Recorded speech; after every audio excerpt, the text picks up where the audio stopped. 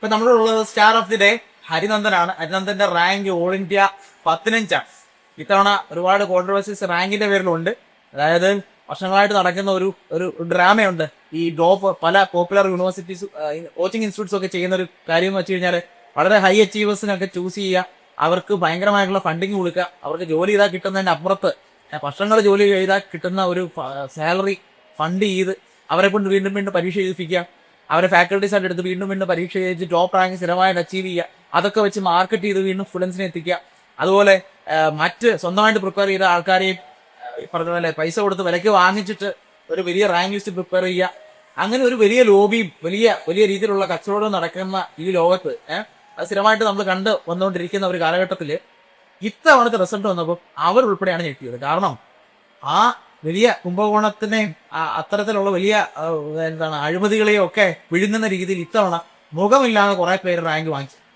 അതായത് പറയപ്പെടുന്ന ഒരു കോൺട്രവേഴ്സി എന്താണെന്ന് വെച്ച് കഴിഞ്ഞാൽ ആണ് എയുടെ സഹായത്തോടു കൂടിയാണ് ഈ റാങ്കുകൾ വന്നിരിക്കുന്നത്. അതുകൊണ്ടാണ് അവർ മുഖം കാണിക്കാത്തത്. സാധാരണ മുഖം കാണിക്കാത്തതെന്ന് വെച്ച് കഴിഞ്ഞാൽ എന്തെങ്കിലും ക്രൈം ചെയ്തവരാണ് അല്ലേ. ഇതൊരു നല്ല റാങ്ക് വാങ്ങിച്ചിട്ട് മുഖം കാണിക്കാതിരിക്കുക എന്ന് പറയുന്നത് അതൊരു ഡെഫിനറ്റ് ആയിട്ട് അതിന്റെ പിന്നിലുള്ള കോൺട്രവേഴ്സി അന്വേഷിക്കപ്പെടേണ്ട കാര്യമാണ്. പക്ഷെ ഇതിന്റെ ഒക്കെ ഇടയിൽ ഒരു ടോപ്പ് 15 എന്ന് പറയുന്ന ഒരു ഓൾ ഇന്ത്യ റാങ്ക് നേടുക എന്ന് പറയുന്നത് ചെറിയ കാര്യമല്ല. കാര്യം അവിടെ എനെ ഉൾപ്പെടെയാണ് തോന്നിച്ചിരിക്കുന്നത്. അപ്പൊ അത്ര വലിയൊരു അച്ചീവ്മെന്റിലേക്ക് വന്ന ഒരാളാണ് ഹരിനന്ദൻ. അപ്പൊ അതിനകത്ത് ശരിക്കും IIT സ്റ്റുഡൻസ് ഉണ്ട്, NIT സ്റ്റുഡൻസ് ഉണ്ട്. ഇവരോടൊക്കെ മത്സരിച്ചാണ് ഹരിനന്ദൻ എന്ന് പറയുന്ന ഒരാള് ഇവിടെ കൊച്ചി കേരളത്തിൽ നിന്നുകൊണ്ട് ഈ പറഞ്ഞ നോർത്ത് ഇന്ത്യൻ ലോബിയിലെയും എല്ലാവരെയും മറികടന്ന് ഒരു ടോപ്പ് റാങ്കിലേക്ക് വന്നത്. അപ്പോൾ എവിടെയോ ഒരു യൂണിക് സ്ട്രാറ്റജി ഒളിഞ്ഞിരിപ്പുണ്ട് അല്ലെ. സ്റ്റുഡൻസ് ജൂനിയേഴ്സ് ഒക്കെ അത് കാണാൻ കേൾക്കാനും അവർ ആഗ്രഹിക്കും. ഇപ്പൊ ഗേറ്റ് പഠിച്ചു തുടങ്ങുന്നവരൊക്കെ ഉണ്ടാവും, അവർക്ക് അത് അറിയണമെന്ന് ആഗ്രഹമുണ്ട്. എന്താണ് ഹരിനന്ദൻ പറയാനുള്ളത്? ഈ പറഞ്ഞ സീക്രട്ട് വെപ്പൺസ് സ്ട്രാറ്റജീസ് ഒക്കെ പുറത്ത് പറയാൻ ബുദ്ധിമുട്ടില്ലെങ്കിൽ അവർക്ക് ഐഡിയാസ് ഒക്കെ ഷെയർ ചെയ്യാം. പറയാനുള്ളത് മെയിനായിട്ട് ഒരേ ഒരു പോയിന്റാണ് എനിക്കുള്ളത്, കൺസിസ്റ്റൻസി. കൺസിസ്റ്റൻസി എന്ന് വെച്ചാൽ നമ്മൾ മോട്ടിവേറ്റഡ് ആയിട്ടിരിക്കുക എന്ന് വെച്ചാൽ നമ്മളെ സറൗണ്ടിങ്സിൽ ലൈക്ക് നമ്മളെ ഡീമോട്ടിവേറ്റ് ചെയ്യുന്ന ഒരുപാട് ഫാക്ടേഴ്സ് കാണും. എന്നാലും നമ്മൾ ഡെയിലി നമുക്ക് ചെയ്യേണ്ട കാര്യങ്ങൾ ചെയ്യുക. അപ്പോൾ അതിനു വേണ്ടി എന്നെ ഏറ്റവും കൂടുതൽ ഹെൽപ്പ് ചെയ്ത ഒരു ഫാക്ടറാണ് ഹെൽത്ത് സിഗ്നം. അപ്പോൾ അതിൻ്റെ ലൈക്ക് ലെക്ചേഴ്സ് ആയാലും അതേപോലെ കണ്ടന്റ് ആയാലും അതേപോലെ തന്നെ അവരുടെ സ്റ്റഡി പ്ലാൻ ആയാലും അതേപോലെ തന്നെ മെൻറ്റേഴ്സ് സംഭവം എന്ന് വെച്ചാൽ ഡൗട്ട് ക്ലിയറിങ്ങും അതേപോലെ തന്നെ നമ്മൾ ഇടയ്ക്കിടയ്ക്ക് മെൻറ്റേഴ്സ് നമ്മളെ വിളിച്ച് ലൈക്ക് നമ്മൾ പോർഷൻസ് അപ്ഡേറ്റ് ആയോ അതേപോലെ തന്നെ ടെസ്റ്റിൽ എഴുതാപ്പോൾ അതേപോലെ തന്നെ നമ്മളിപ്പോൾ ഇതേപോലെ തന്നെ ഡീമോട്ടിവേറ്റിംഗ് ആയിട്ടുള്ള ഫാക്ടേഴ്സ് ഇല്ലേ, എക്സാമ്പിൾ സോഷ്യൽ മീഡിയ. അപ്പോൾ ഇതേപോലെ തന്നെ ഇപ്പോൾ ഗേറ്റിൻ്റെ പ്രിപ്പറേഷൻ എന്നെ ലൈക്ക് ഇപ്പോൾ ഈ സ്റ്റഡീസിനും അല്ല ഗേറ്റ് റാങ്ക് അച്ചീവ് ചെയ്യാൻ മാത്രമല്ല എന്നെ ഹെൽപ്പ് ചെയ്തിട്ടുള്ള എന്നൊരു ബെറ്റർ ഹ്യൂമൻ ബീങ് ആക്കാൻ അത് ഹെൽപ്പ് ചെയ്തിട്ടുണ്ട്. എന്ന് വെച്ചാൽ ഇപ്പോൾ BTech സമയത്താണെങ്കിൽ ഞാൻ ഇൻസ്റ്റഗ്രാം ഒരുപാട് യൂസ് ചെയ്യാം. അപ്പോൾ ആ ടൈമിൽ ഞാൻ യൂസ് ചെയ്തുകൊണ്ടിരുന്നത് എനിക്കത് ഗേറ്റിൻ്റെ സ്റ്റഡീസ് ഞാൻ തുടങ്ങിയപ്പോഴാണ് എനിക്കത് ലൈക്ക് ഇതെന്നെ സ്റ്റഡീസിനെ അഫക്ട് ചെയ്യുന്നത്. എനിക്ക് ഒരുപാട് നേരം ഫോക്കസ് ചെയ്യാൻ പറ്റില്ല. അപ്പം അങ്ങനെയൊക്കെ എനിക്കത് തോന്നിയത്. അപ്പോൾ ഞാനത് ഇൻസ്റ്റഗ്രാം ആദ്യം കൺട്രോൾ ചെയ്തു, ആദ്യം 30 minutes ആക്കി. അത് കഴിഞ്ഞിട്ട് പിന്നെ ഞാൻ ലാസ്റ്റൊക്കെ ആയപ്പോൾ എനിക്ക് ഫുള്ളി അത് ഡിലീറ്റ് ചെയ്ത് കളയാൻ വേണ്ടിയുള്ള ഒരു ഇതുണ്ടായി. ഇപ്പം എനിക്കത് ആ ഒരു പ്രശ്നമായിട്ട് എനിക്കത് ഫേസ് ചെയ്യുന്നില്ല, അത് യൂസ് ചെയ്യാനുള്ള ഒരു അർജില്ല. അതേപോലെ തന്നെ എനിക്ക് ഡിസ്ട്രാക്ഷൻസിനെ കൺട്രോൾ ചെയ്യാനുള്ള ഒരു എബിലിറ്റി ഉണ്ടായി. ഓക്കെ, നെക്സ്റ്റ് എനിക്ക് പറയാനുള്ളതെന്ന് വെച്ചാൽ എൻസിഗ്നയുടെ സ്റ്റഡി പ്ലാൻ. അപ്പോൾ സ്റ്റഡി പ്ലാൻ എന്ന് പറയുമ്പോൾ ഇപ്പോൾ നമ്മൾക്കിപ്പോൾ ഗേറ്റ് പോലുള്ള ഗേറ്റ് എന്ന് വെച്ചാൽ ഇപ്പോൾ എഞ്ചിനീയറിംഗ് ഫീൽഡിലെ ഒരു ഏറ്റവും ടഫസ്റ്റ് ആയിട്ടുള്ള ഒരു എക്സാമാണ്. അപ്പോൾ അതിന് വേണ്ടപ്പോൾ അതിന് നമുക്ക് ക്വസ്റ്റ്യൻസ് സോൾവ് ചെയ്യണമെങ്കിൽ നമുക്ക് ആ കൺസെപ്റ്റ് ക്ലാരിറ്റി അത്രയും ക്ലിയർ ആയിരിക്കണം.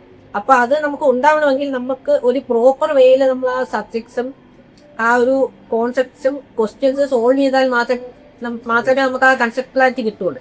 അപ്പോൾ അതിന് വേണ്ടി തന്നെ ഞാൻ എപ്സിക്വൽ ജോയിൻ ചെയ്തപ്പോൾ ലൈക്ക് സാർ അവിടുത്തെ എന്ന് വെച്ചാൽ എങ്ങനെയാണ് ഈ സബ്ജക്റ്റ് ക്ലിയർ ചെയ്യേണ്ടത്, അപ്പോൾ എന്ന് വെച്ചാൽ എങ്ങനെയാണ് അത് ക്വസ്റ്റ്യൻസ് സോൾവ് ചെയ്യേണ്ടത്, അപ്പോൾ എന്നൊക്കെ എനിക്കൊരു ഐഡിയ കിട്ടി. അപ്പോൾ അത് വെച്ചിട്ടാണ് ഞാൻ സ്റ്റാർട്ട് ചെയ്തത്. അപ്പോൾ ഇതേപോലെ തന്നെ ആദ്യം എനിക്ക് ഇൻസ്റ്റഗ്രാമിലൊക്കെ ഒരു പ്രശ്നം ഉണ്ടായിരുന്നത് കൊണ്ട് ആദ്യം എനിക്ക് ഫോക്കസ് ചെയ്യാൻ പറ്റിയിട്ടില്ല. അപ്പോൾ ഞാൻ ഇങ്ങനെ ഓരോ ദിവസം ഇങ്ങനെ കൺസിസ്റ്റൻസി ബിൽഡ് ചെയ്ത് വന്നു. ഒരു ദിവസം പോയി ഞാൻ ലൈക്ക് വെറുതെ എണ്ണിട്ടില്ല, എന്ന് വെച്ചാൽ കുറച്ച് അങ്ങനെ പഠിച്ച് അങ്ങനെയാണ് ഞാൻ ലൈക്ക് ലാസ്റ്റൊക്കെ ആയപ്പോൾ എനിക്ക് ഒരുപാട് നേരം ഫോക്കസ് ചെയ്യാൻ വേണ്ടി പറ്റി. ഇല്ല അതെ ഫോക്കസ് മസിൽ ബിൽഡ് ചെയ്യാൻ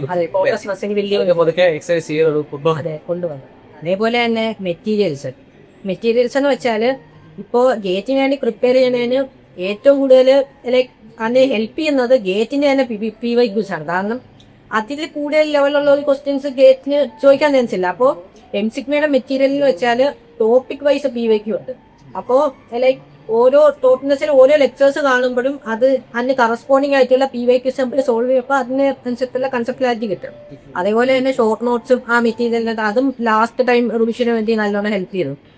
പിന്നെ അത് കഴിഞ്ഞിട്ട് ലൈക്ക് മെന്റർഷിപ്പ് എനിക്ക് ഡൗട്ട് വരുമ്പോഴൊക്കെ ലൈക്ക് വാട്സപ്പ് വഴി സാറുമായിട്ട് ഡയറക്റ്റ് കോണ്ടാക്ട് ഉള്ളതുകൊണ്ട് ഡൗട്ട്സ് എല്ലാം മെസ്സേജ് സാർ അതേപോലെ തന്നെ സാറ് എപ്പോഴും അവൈലബിൾ ആയിരുന്നു. അതേപോലെ തന്നെ ഇപ്പോൾ വലിയ ക്വസ്റ്റ്യൻ ഒക്കെ ആണെങ്കിൽ സാറ് വിളിച്ച് ലൈക്ക് എക്സ്പ്ലെയിൻ ചെയ്ത് തരും. സാറിനും ഒരു വലിയ പ്രതീക്ഷ ആയിരുന്നു നേരത്തെ ഒട്ടായിരുന്നു. അപ്പൊ ഈ റാങ്ക് എക്സ്പെക്ട് ചെയ്തിരുന്നു അല്ലേ? ഈ റാങ്ക് ആദ്യം പഠിച്ചു തുടങ്ങിയപ്പോ എനിക്കത് ഇല്ലായിരുന്നു. പിന്നെ എനിക്കത് കൺസിസ്റ്റൻസി ബിൽഡ് ആയപ്പോ അല്ലേ ഒരു വിശ്വാസം വിശ്വാസം. സോ നമ്മുടെ 15ാം റാങ്കുകാരൻ ഹരിനന്ദൻ ഈ ജേർണി ഒട്ടും എളുപ്പമായിരുന്നില്ല, ശരിയല്ലേ? It was worth it. 15ാം rank എന്ന് പറയുന്ന റാങ്കിലേക്ക് വരുന്നതിനിടയ്ക്ക് ഹരിനന്ദനെ ഈ റൂട്ടിൽ അല്ലെ ഹാർഡ് വർക്ക് ചെയ്തതിനിടയ്ക്ക് ഒരുപാട് അപ്സ് ആൻഡ് ഡൗൺസ് ഉണ്ടായിരുന്നു അല്ലേ? ചില സമയത്ത് വളരെ കോൺഫിഡന്റ് ആയിരുന്നു, നല്ല കൺസിസ്റ്റന്റ് ചെയ്തു പോയ സമയം കൊണ്ട് ചില സമയത്ത് എന്നാൽ ഹെവി പ്രഷറിലും ആയിട്ടുണ്ടാവും അല്ലേ? വളരെ ചിലപ്പോൾ ചില കോൺസെപ്റ്റ് കിട്ടിയില്ല, ചില ബുദ്ധിമുട്ടുകൾ വന്നു. അപ്പോൾ എനിക്കിത് കിട്ടാതെ വരുമോ, എൻ്റെ സമയം നഷ്ടപ്പെടുന്നു, അപ്പോൾ എനിക്ക് സമയം സ്പെൻഡ് ചെയ്യുന്നത് ഫ്രൂട്ട്ഫുൾ ആവാതെ വരുമോ എന്നൊക്കെയുള്ള രീതിയിലുള്ള ടെൻഷൻസ് അല്ലേ? അതുപോലെ നമ്മളെ പ്രതീക്ഷിച്ചിരിക്കുന്ന വീട്ടുകാരല്ലേ മറ്റൊരുപാട് ചിന്തകൾ ഒരുപക്ഷെ വന്നിട്ട് അല്ലേ ഏതൊരു ആസ്പിരന്റെയും പോലെ ബുദ്ധിമുട്ടുകൾ അനുഭവിച്ചിരിക്കുക, ചലഞ്ചസ് ഉണ്ടായിരിക്കുക അല്ലേ? അപ്പോൾ അത് ഒരുപക്ഷെ അത് റിലേറ്റ് ചെയ്യുന്ന ഒരുപാട് സ്റ്റുഡൻസ് ഇത് കാണുന്നുണ്ടാവും, ജൂനിയേഴ്സ് പ്രത്യേകിച്ച്. അപ്പോൾ അവർക്കും അറിയണം അത്തരം സിറ്റുവേഷൻസ് വരുമ്പോൾ, അത്തരം മൊമെന്റ്സ് വരുമ്പോഴത്തേക്ക് എങ്ങനെ അതിനെ ഓവർകം ചെയ്യാൻ പറ്റും എന്ന് അവർക്കും അറിഞ്ഞാൽ കൊള്ളാമെന്നുണ്ടാവും. അപ്പോൾ ആ ഒരു പോയിന്റിൽ എന്തായിരുന്നു പറയാനുള്ളത്, എങ്ങനെ ഈ പ്രശ്നങ്ങളെ അതിജീവിച്ചു, എന്തൊക്കെ ബുദ്ധിമുട്ടുകൾ വന്നിട്ടുണ്ട്, അതിനൊക്കെ എങ്ങനെ ഓവർകം ചെയ്യാം? ആദ്യമായിട്ട് എനിക്ക് പറയാതിരിക്കാന്ന് വെച്ചാൽ ഇപ്പോൾ ഏതൊക്കെ ഇഷ്ടം വന്നാൽ ലൈക്ക് കോൺഫിഡൻ്റ് ആയിട്ട് നിൽക്കണം. ആദ്യമായിട്ട് അത് പാടായിരിക്കും. പിന്നെ നമ്മൾ എഫോർട്ട് ഇടുന്നുണ്ട്. അപ്പോൾ അതിൽ നമ്മൾ കോൺഫിഡൻ്റ് ആയിരിക്കും. എന്ന് വെച്ചാൽ നമ്മളെ കൊണ്ട് പറ്റും. എന്ന് വെച്ചാൽ ഇപ്പോൾ എനിക്കത് തോന്നുന്ന കാര്യം എന്ന് വെച്ചാൽ ഇപ്പോൾ ഞാനിപ്പോൾ ലെക്ചേഴ്സ് വാച്ച് ചെയ്യുന്നുണ്ട്. അപ്പോൾ അത് കഴിഞ്ഞിട്ട് PYQs സോൾവ് ചെയ്യാൻ പറ്റുന്നുണ്ട്. അപ്പോൾ അതുവഴിയാണ് ഞാൻ ലൈക്ക് കോൺഫിഡൻസ് അറ്റൈൻ ചെയ്തത്. എന്ന് വെച്ചാൽ ലെക്ചേഴ്സ് വാച്ച് ചെയ്തിട്ട് അതുവഴി PYQ സോൾവ് ചെയ്യാൻ പറ്റുക. അപ്പോൾ എനിക്ക് ഗേറ്റ് ലൈക്ക് ക്രാക്ക് ചെയ്യാൻ പറ്റുന്നുള്ളൊരു കോൺഫിഡൻസ് ഉണ്ടായി. പിന്നെ ഗേറ്റിൻ്റെ സമയത്ത് എനിക്ക് ഫേസ് ചെയ്ത ഏറ്റവും വലിയ പ്രശ്നം എന്ന് വെച്ചാൽ സ്ലീപ്പ് സൈക്കിളായിരുന്നു. ഇടയ്ക്ക് ലൈക്ക് ഞാൻ പൊതുവേ രാത്രിയാണ് ഭക്ഷണം വരുന്നത്. അപ്പോൾ എന്ന് വെച്ചാൽ ഞാൻ ലൈക്ക് രാത്രി ഒരു 10 മണി വരെയാണ് ആദ്യം പഠിച്ചുകൊണ്ടിരുന്നു. പിന്നെ ലൈക്ക് എനിക്ക് കുറച്ചുകൂടെ എഫോർട്ട് ഉള്ളൂ എന്ന് തോന്നി. ഞാൻ ലൈക്ക് കുറച്ചുകൂടെ സമയത്ത് ഞാനത് 1 മണി 2 മണി 3 മണി വരെയൊക്കെ പഠിച്ചുകൊണ്ടിരുന്നപ്പോൾ പിന്നെ എൻ്റെ സ്ലീപ്പ് സൈക്കിൾ തെറ്റി. അപ്പോൾ ഇടയ്ക്ക് എനിക്ക് തോന്നിയൊരു ഒക്ടോബർ നവംബർ ആ ബേസിലാണോ എനിക്ക് സ്ലീപ്പ് സൈക്കിൾ തെറ്റിയത്. അതെനിക്ക് വലിയൊരു പ്രശ്നമായിട്ട് വന്നതായിട്ട്. കാരണം എനിക്ക് സ്ലീപ്പ് സൈക്കിൾ തെറ്റി ഉറക്കം ശരിയായില്ല. അവരാകുമ്പോൾ എനിക്കൊന്ന് 2-3 ദിവസം പഠിക്കാൻ പറ്റിയില്ല. അപ്പോൾ ആ 2-3 ദിവസം പഠിക്കാൻ പറ്റാത്ത കാരണം എൻ്റെ കോൺഫിഡൻസ് ഡൗണായി. അപ്പോൾ തന്നെ ഞാൻ സാറിനെ വന്ന് കണ്ടു. അപ്പോൾ സാർ പറഞ്ഞ് ഒരു ദിവസം റെസ്റ്റ് എടുത്തിട്ട് ലൈക്ക് പിന്നെ കണ്ടു. അപ്പോൾ അതെനിക്ക് വലിയൊരു ടേണിംഗ് പോയിന്റ് ആയിരുന്നു അവിടെ. പിന്നെ മറ്റൊരു പ്രശ്നം ഞാൻ ഫേസ് ചെയ്തതെന്ന് വെച്ചാൽ ഫുഡിൻ്റെ കാര്യമാണ്. എന്ന് വെച്ചാൽ ഫുഡ് ഞാൻ പ്രോപ്പറായിട്ട് കഴിക്കാറില്ലായിരുന്നു. എന്ന് വെച്ചാൽ ഈ ലെക്ചേഴ്സ് വാച്ച് ചെയ്യുന്നതിൻ്റെ ഇടയ്ക്ക് എന്ന് വെച്ചാൽ ഞാൻ അത് കണ്ടുകൊണ്ടിരിക്കുമ്പോൾ അതിനിടയ്ക്ക് ഫുഡ് കഴിക്കണം, ബസ്സിലുള്ള അങ്ങനത്തെ പ്രശ്നങ്ങളൊക്കെ ഫേസ് ചെയ്തിട്ടുണ്ട്. അപ്പോൾ ലൈക്ക് പ്രോപ്പറായിട്ട് ഫുഡ് കഴിച്ചില്ലെങ്കിൽ അതിൻ്റേതായിട്ടുള്ള പ്രശ്നം, പിന്നെ ഹെൽത്ത് ഇഷ്യൂസും അങ്ങനത്തെ ഇഷ്യൂസൊക്കെ വരും. അപ്പോൾ എനിക്ക് ലൈക്ക് പറയാനുള്ളതെന്ന് വെച്ചാൽ സ്ലീപ്പ് സൈക്കിൾ എന്ന് വെച്ചാൽ എന്തൊക്കെ പറ്റിയാലും ഒരു 7 to 8 hours sleep is mandatory. അതില്ലെങ്കിൽ നമുക്ക് പ്രിപ്പറേഷൻ എന്തൊക്കെ ചെയ്താലും നമുക്കത് പറ്റില്ല. അതേപോലെ തന്നെ പ്രോപ്പറായിട്ടുള്ള ഡയറ്റും ഫുഡും കഴിച്ചില്ലെങ്കിലും അതും ഒരു പ്രശ്നമാണ്. അപ്പോൾ ആ സമയത്തൊക്കെ നല്ല ഒരു സപ്പോർട്ട് കിട്ടി അല്ലേ, ഒരു ഗൈഡൻസ് കിട്ടി. അതുകൊണ്ട് അത് പ്രശ്നമായിട്ട് ബുദ്ധിമുട്ടായിട്ട് വന്നില്ല അല്ലേ? അതേപോലെ തന്നെ പിന്നെ ആദ്യം പറഞ്ഞാൽ ഇൻസ്റ്റാഗ്രാമിന്റെ കാര്യം അത് അൺഇൻസ്റ്റാൾ ചെയ്തതാണ്. പിന്നെ ഞാൻ ഗേറ്റ് കഴിഞ്ഞിട്ട് അത് ഡിസ്റ്റേബിൾ ചെയ്തത്. അതേപോലെ തന്നെ എനിക്ക് പറഞ്ഞതെന്ന് വെച്ചാൽ ഗ്രൂപ്പ് ടെസ്റ്റിൻ്റെ സമയത്ത് എനിക്ക് റിസീവ് ചെയ്ത മോക്ക് ടെസ്റ്റ് എന്ന് വെച്ചാൽ ഗേറ്റിൻ്റെ സിലബസ് കഴിഞ്ഞപ്പോൾ മോക്ക് ടെസ്റ്റ് അറ്റൻഡ് ചെയ്തിരിക്കുന്ന സമയത്ത് ലൈക്ക് ഡെയിലി സാബ് വായിച്ചൊരു ഇതുണ്ടായിരുന്നു, ആക്ഷൻ ഉണ്ടായിരുന്നു. അപ്പോൾ അന്ന് ലൈക്ക് ഡെയിലി സാറിന് ഓരോ ടെസ്റ്റ് കഴിഞ്ഞിട്ടും സാറിന് മാർക്ക് അയച്ചു കൊടുത്തു. അപ്പോൾ സാറത് ഇപ്പോൾ എനിക്ക് മേജോറിറ്റി ഫേസ് ചെയ്തതെന്ന് വെച്ചാൽ മെയിനായിട്ട് ഫേസ് ചെയ്ത പ്രോബ്ലം എന്ന് വെച്ചാൽ നെഗറ്റീവ് മാർക്കാണ്. അപ്പോൾ ആദ്യമൊക്കെ എനിക്ക് 3, 4-5 ഓഡിയോ മോക്ക് ടെസ്റ്റിന് നെഗറ്റീവ് മാർക്ക് വരുമല്ലോ. പക്ഷേ ഞാനത് ലൈക്ക് പ്രോപ്പറായിട്ടുള്ള സ്ട്രാറ്റജി ഉപയോഗിച്ച് അത് കുറച്ച് ലാസ്റ്റ് എനിക്ക് ജയത്തിന് 0.66 ആണ് നെഗറ്റീവ് മാർക്ക് കിട്ടിയത്. അപ്പോൾ അതേപോലെ തന്നെ സാറിപ്പോൾ ഓരോ മോക്ക് ടെസ്റ്റ് കഴിയുമ്പോഴും ലൈക്ക് ഡൗട്ട് ഇപ്പോൾ ഓഡിയോ പുസ്തകം എന്താ വെച്ചാൽ അത് നമ്മൾ തന്നെ തനി അനലൈസ് ചെയ്ത് ഡൗട്ട് വന്ന് മെയിനായിട്ട് ഡൗട്ട് വന്ന് സാറിനേക്ക് എടുക്കുന്നത് അതേപോലെ സാറ് സോൾവ് ചെയ്ത് അയക്കുന്നത്. അപ്പോൾ അത് വളരെ ഹെൽപ്ഫുൾ ആയിരുന്നു. ടെസ്റ്റായിരുന്നു ഏറ്റവും വലിയൊരു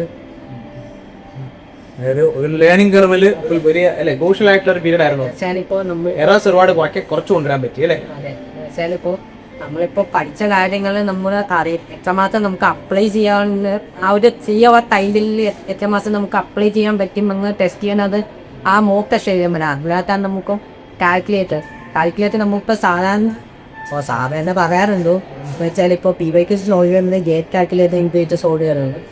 അപ്പോൾ അത് ഞാൻ ആ ടൈമിൽ യൂസ് ചെയ്തിരുന്നില്ല.